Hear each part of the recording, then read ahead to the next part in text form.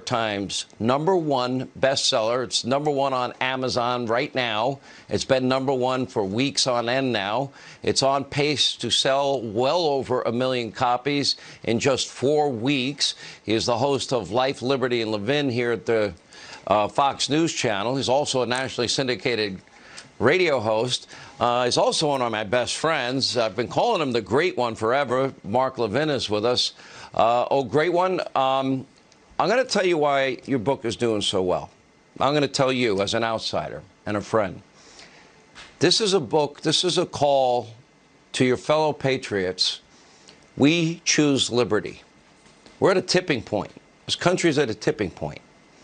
And the best chapter I think you've written in your life, and you are an incredible writer, is the last chapter of this book. And that is the roadmap back.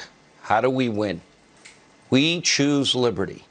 It's in that book, American Marxism. Congratulations, Mark Levin.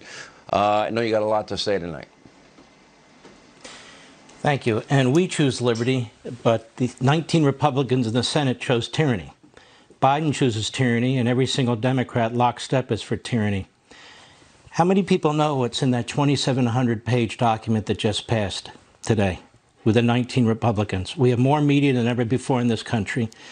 We have more internet, social media, independent journalists, and you really have to dig to find out. Government by omnibus, massive bills, massive spending, massive deficits, massive expansion of the welfare is tyranny. This isn't a representative republic anymore. You want to go in and see your congressman and senator? Good luck. You want to call them about this bill? What are you going to say, since it wasn't released to you? We had 19 Republicans who supported it before the Democrat staffers even finished writing it. The Congressional Budget Office that works for Congress said there's at least $250 billion in this that's not paid for. If you were in the private sector running a company and you conducted your accounting and business this way, you'd go to prison for life. This wouldn't be a joke, no matter how righteous you sounded. These Republican senators, I blame them. They are the Madoffs of the Republican Party. These are McConnell Republicans. They think they're doing something for the people. They are destroying our currency. They are destroying our finances. They are destroying our economy. 23% of this bill was for hard infrastructure. There's all kinds of junk in this bill. And they they push up the debt.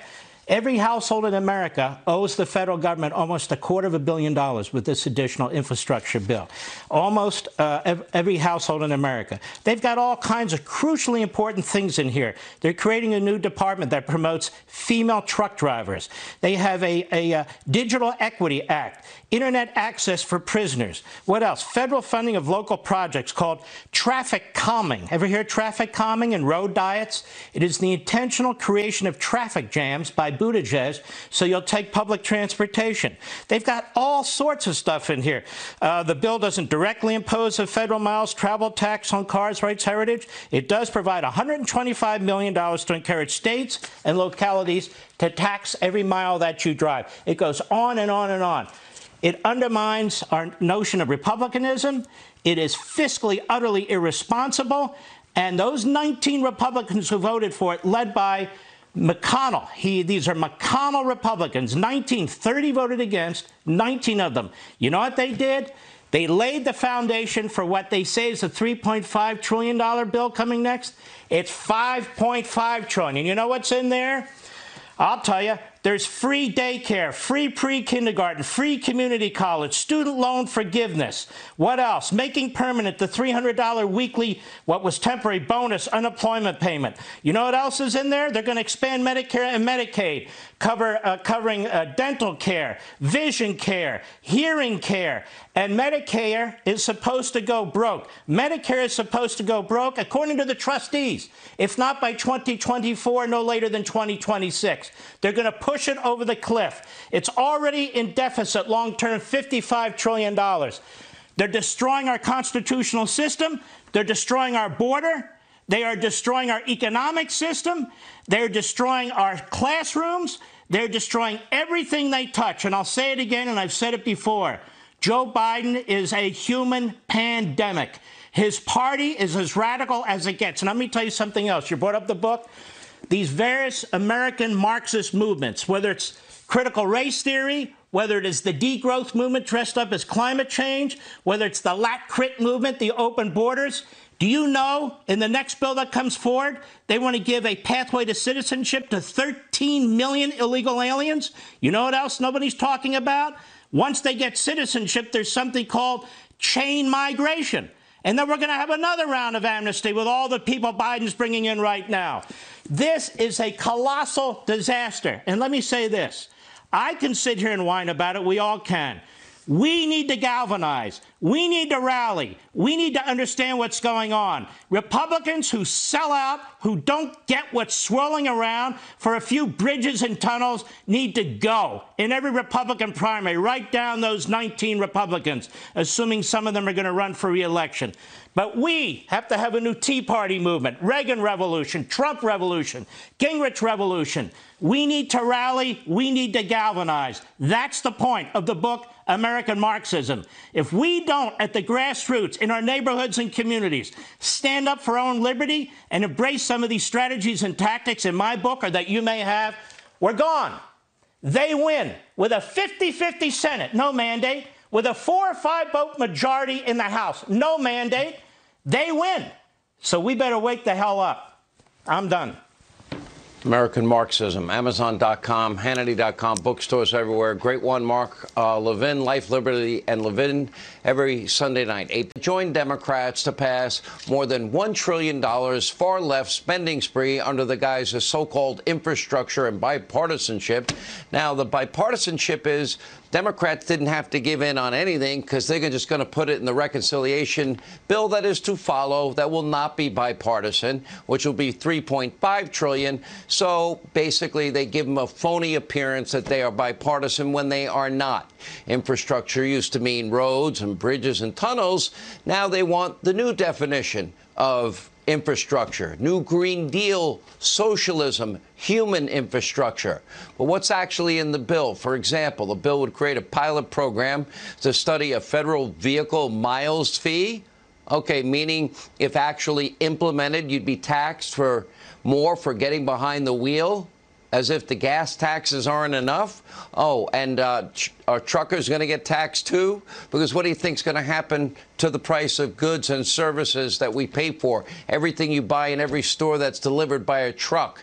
How much more inflation can they possibly create? Human infrastructure? Well, that's dishing out billions of so-called renewable energy initiatives. You know, electric car chargers, electric school buses, tens of billions more for climate change mitigation. It includes billions for, quote, a digital equity program, whatever the hell that means. There's so much underneath the hood that has nothing to do with building better airports, roads, bridges, tunnels, but it will add hundreds of billions of dollars, frankly, trillions to the budget deficit. And don't forget progressives in the House. They've already said they won't take up the bill unless the Senate passes the $3.5 trillion budget reconciliation package, which is expected to include amnesty. Here to break all of it down and add all of it up is Louisiana Senator John Kennedy. So we have the $600 billion already spent. We got the $1.2 trillion bipartisan, the $3.5 trillion that will be rammed down as America's throats unless Joe Manchin or Senator Sinema of Arizona step up, and all 50 Republicans hold the line. It seems like a fait accompli, unfortunately, but maybe I'm just too pessimistic, Senator. Sean, I am disappointed. In my opinion, we Republicans in the Senate keep finding new ways to lose on policy and to lose on politics. Opposing President Biden's infrastructure bill should have been a fat guy layup. It would take me 2 hours to outline its deficiency. I mean, from the bottom of my heart, I mean, it's real swamp stuff. They told us that it was about real infrastructure. It wasn't. Calling this bill an infrastructure bill is like, it's like calling Anthony Weiner a saint. There's more Green New Deal and welfare in this bill than infrastructure. They told us the bill was paid for. It isn't. They told us the bill wouldn't raise taxes. It does. They told us the bill wouldn't contribute to inflation and higher prices. It will. They told us that it would, this bill, if we pass the infrastructure bill, it would make it harder to pass President Biden's companion bill, the $4 to $5 trillion tax and spending binge reconciliation act that we're debating right now. It will make it easier to pass that act. As you pointed out, Speaker Pelosi is so excited about the passage of the infrastructure bill, she's thinking about merging the two bills in the House. I'm telling you, the Democrats desperately wanted this infrastructure bill. They wanted it like an axe wants a turkey. They wanted it like Ben wants J-Lo. And that's just a fact. And we just got outmaneuvered. Intelligence was chasing us, and we got beat. And we've got to. They beat themselves, stop. Senator. I mean, Republicans.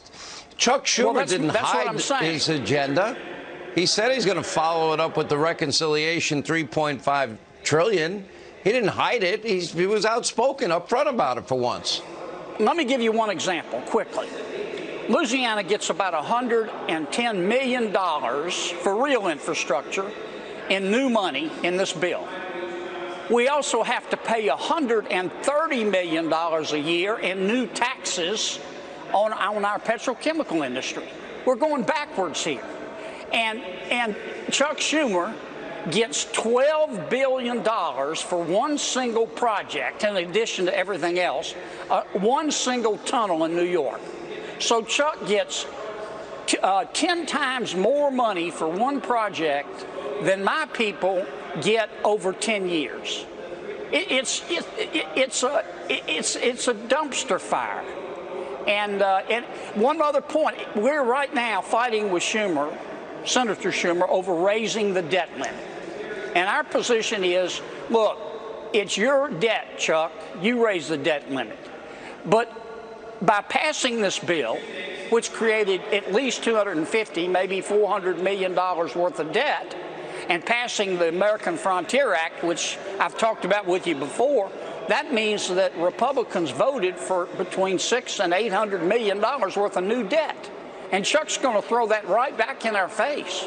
I mean, he's a shrewd politician. So I just don't see the win on this bill, policy-wise or politically.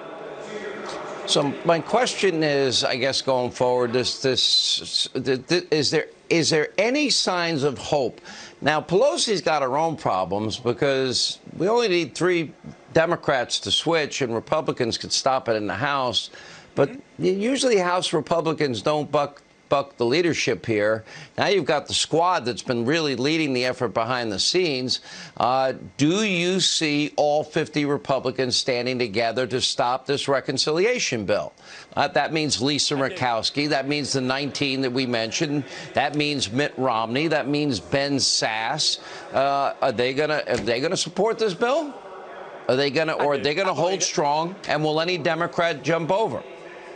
Well, maybe I'm naive, but I do believe that we will hold together on the reconciliation bill. I do. I mean, if I come back, if I'm wrong, I'll come back and apologize for making that prediction.